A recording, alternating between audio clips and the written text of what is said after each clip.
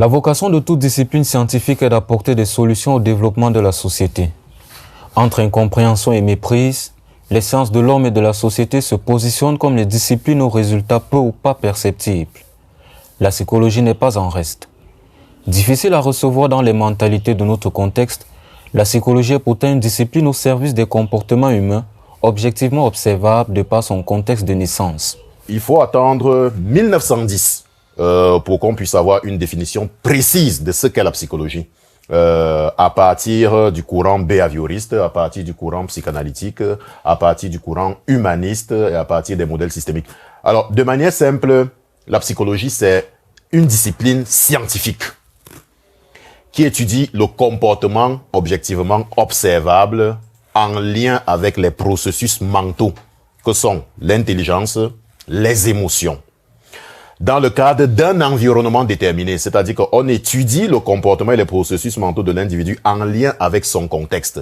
Lequel contexte peut être religieux, lequel contexte peut être social, lequel contexte peut être culturel, lequel contexte peut être économique ou encore politique. Ce qui préoccupe le psychologue, c'est de voir comment se manifeste la psyché, c'est-à-dire l'ensemble des cognitions, l'ensemble des affects à partir desquels est donc modulé le comportement de l'individu.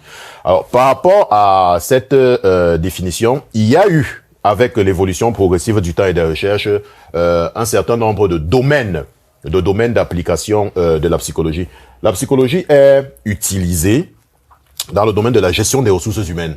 Quand on parle par exemple des recrutements, on se fonde sur des outils que l'on appelle des tests psychotechniques pour évaluer les aptitudes, les capacités, les compétences des individus en vue de procéder à des recrutements. On utilise également la psychologie dans la gestion des interactions des individus au sein d'une entreprise. On utilise la psychologie pour effectuer à l'intérieur de l'entreprise ce qu'on appelle des bilans de compétences en vue de voir comment, au fur et à mesure que le temps passe, les individus s'approprient, s'activent et s'inscrivent dans la logique de la performance ou non. Performance, compétences, évaluation des résultats, conduite des employés au sein d'une entreprise, autant de domaines d'application relevant du champ de la psychologie. Mais l'homme n'étant pas seulement présent au sein d'une entreprise, la psychologie traverse d'autres pans de l'être humain, notamment l'épineuse problématique de la dépression mentale. La psychologie s'intéresse à cela pour déceler quelles sont les causes de ces différentes formes de détresse en vue d'apporter des éléments de solution. La psychologie s'intéresse également à la compréhension des comportements des individus dans des contextes donnés. Vous êtes par exemple dans un contexte culturel où il y a un certain nombre de pratiques. Je prends par exemple le culte des crânes. Pourquoi est-ce que les individus manifestent et pratiquent le culte des crânes? Quelles sont les représentations qu'ils ont par rapport au crâne? Quelles sont les perceptions y afférentes? Quelle est la dimension affective qu'ils y manifestent?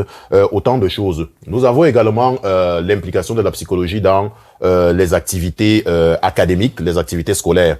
Et à cet effet, il est important de souligner l'impact de l'orientation scolaire, universitaire et professionnelle qui s'inspire en premier lieu des éléments de la psychologie et qui consiste à amener les élèves, les étudiants à s'adapter par rapport à leur environnement scolaire. Alors, les problématiques telles que la violence en milieu scolaire, les problématiques telles que les échecs en milieu scolaire, les problématiques telles que les relations conflictuelles entre les enseignants et les apprenants font également l'objet d'un intérêt certain pour ce qui est de la psychologie. Donc, de manière générale, la psychologie peut se manifester partout, en fonction des contextes, en fonction des circonstances, en fonction des situations.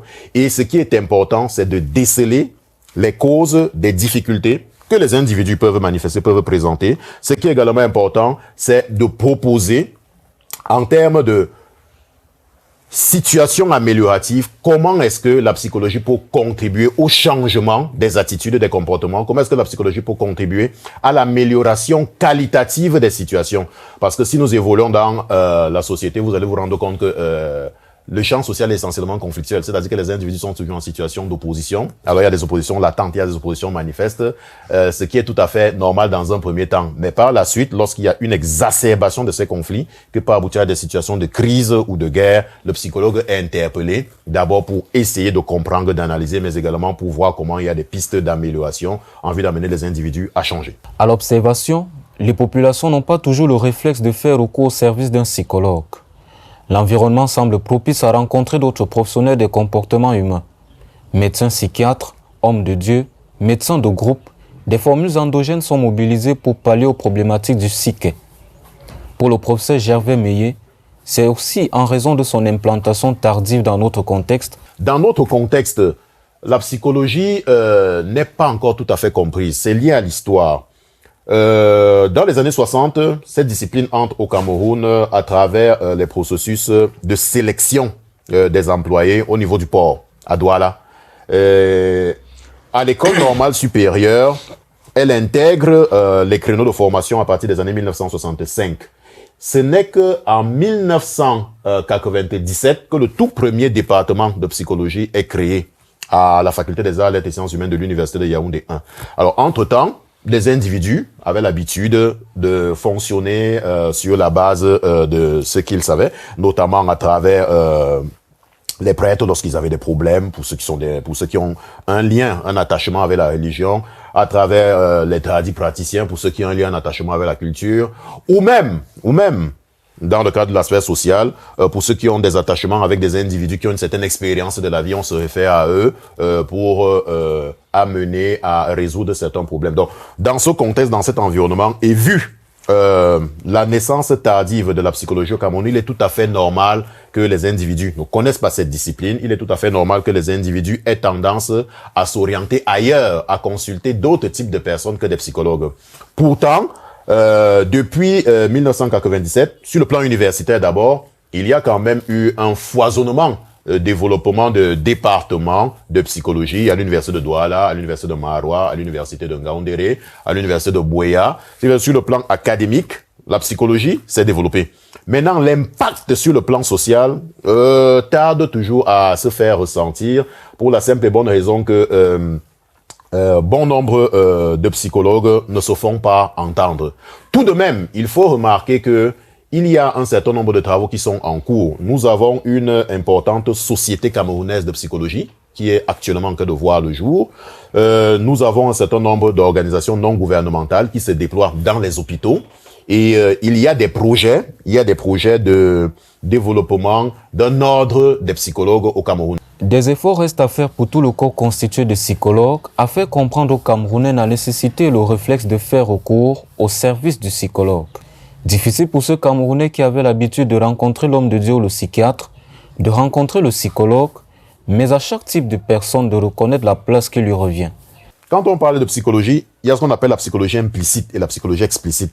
La psychologie explicite, c'est le corps de connaissances scientifiques. La psychologie implicite, tout le monde l'a fait. Tout le monde. Oui. Même les non-psychologues. L'art de manipuler. L'art de manipuler, l'art d'orienter, l'art de canaliser, l'art de s'exprimer, l'art... Tout le monde l'a fait, mais sans savoir que c'est de la psychologie.